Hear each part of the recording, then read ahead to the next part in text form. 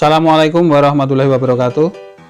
Masih bersama saya Bapak Fathur Rahman. Untuk materi kali ini kita akan membahas mengenai mind mapping atau dikenal juga dengan sebutan peta pikiran.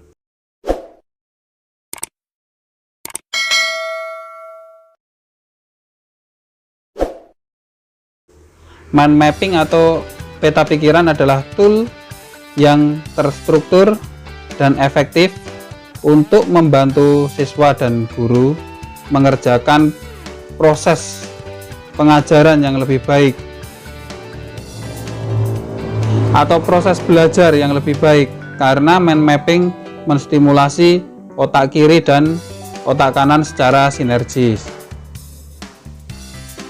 Mind mapping dapat diartikan sebagai proses memetakan pikiran untuk menghubungkan konsep-konsep permasalahan tertentu dari cabang-cabang sel saraf, membentuk korelasi konsep menuju pada suatu pemahaman, dan hasilnya dituangkan langsung di atas kertas dengan animasi yang disukai dan gampang dimengerti oleh pembuatnya itu sendiri. Nah, sehingga tulisan yang dihasilkan merupakan gambaran langsung dari cara kerja koneksi-koneksi di dalam otak. Mind mapping adalah cara mengembangkan kegiatan berpikir ke segala arah, menangkap berbagai pikiran dalam berbagai sudut, mengembangkan cara berpikir divergen dan berpikir kreatif. Kemudian manfaatnya apa untuk mind mapping? Mind mapping akan sangat bermanfaat dalam pembelajaran, terutama dalam keterampilan mencatat dan mengingat, antara lain: 1.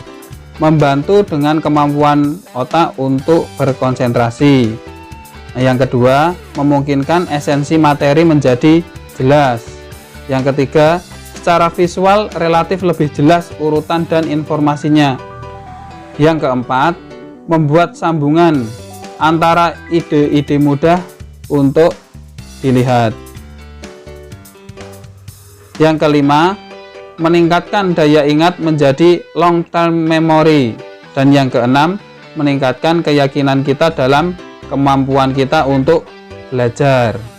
Oke, kemudian ada beberapa manfaat metode pencatatan menggunakan mind mapping. Antara lain: 1.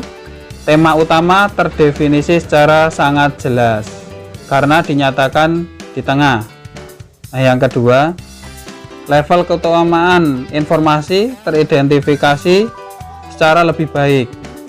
Informasi yang memiliki kadar kepentingan lebih diletakkan dengan tema utama.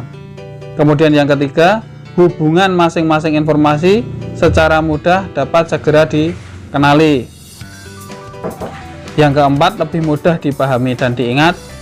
Yang kelima, informasi baru setelahnya dapat segera digabungkan tanpa merusak keseluruhan struktur mind mapping, sehingga mempermudah proses pengingatan.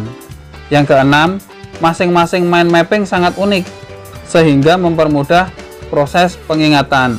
Dan yang ketujuh, mempercepat proses pencatatan karena hanya menggunakan kata kunci. Oke, itu tadi beberapa manfaat metode pencatatan menggunakan mind mapping. Nanti kita berikan contoh mappingnya, jadi nanti akan mudah dipahami dan mudah dimengerti. Untuk selanjutnya, sedikit kami berikan ulasan cara menyusun mind mapping. Yang pertama, di tengah kertas buatlah lingkaran dari gagasan utama. Jadi gagasan utama itu diletakkan di tengah. Kemudian tambahkan cabang dari pusatnya untuk tiap-tiap poin atau kunci. Gunakan pulpen warna-warni. Kemudian yang ketiga, tuliskan kata kunci pada tiap-tiap cabang. Kembangkan untuk menambahkan detail. Yang keempatnya, tambahkan simbol dari ilustrasi. Jadi kalau ada simbolnya nanti akan lebih mudah untuk dipahami. Kemudian yang kelima, gunakan huruf kapital. Nah, untuk lebih mudah dibaca, gunakan huruf kapital. Yang keenam, tulislah gagasan-gagasan penting dalam huruf-huruf yang lebih besar.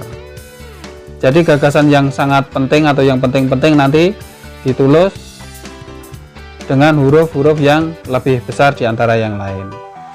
Kemudian yang ketujuh, menghidupkan mind mapping kita. Jadi kita mencoba berpikir urutan daripada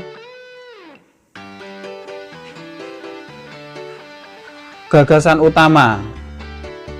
Jadi gagasan utamanya apa? Nah, kita mencoba untuk mencari tahu korelasi daripada gagasan utama tersebut. Kemudian yang kedelapan, garis bawahi kata-kata itu dan gunakan huruf-huruf tebal. Kemudian bersikap kreatif dan berani, jangan takut salah. Salah pun nanti masih bisa diperbaiki. Kemudian yang ke-10, gunakan bentuk acak untuk menunjukkan poin atau gagasan dan cobalah untuk membuat mind mapping.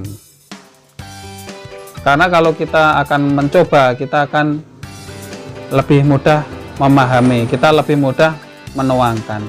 Semakin kita sering untuk membuat mind mapping, maka kita akan semakin memahami mind mapping itu seperti apa, manfaatnya apa, kemudian kita akan lebih mudah dalam belajar.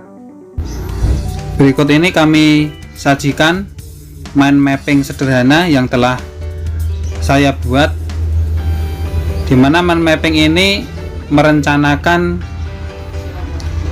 camping di Baturaden. Nah, kalian bisa membuat hal-hal semacam ini untuk kegiatan kalian, termasuk kegiatan belajar. Terima kasih atas perhatiannya. Selamat mencoba. Assalamualaikum warahmatullahi wabarakatuh.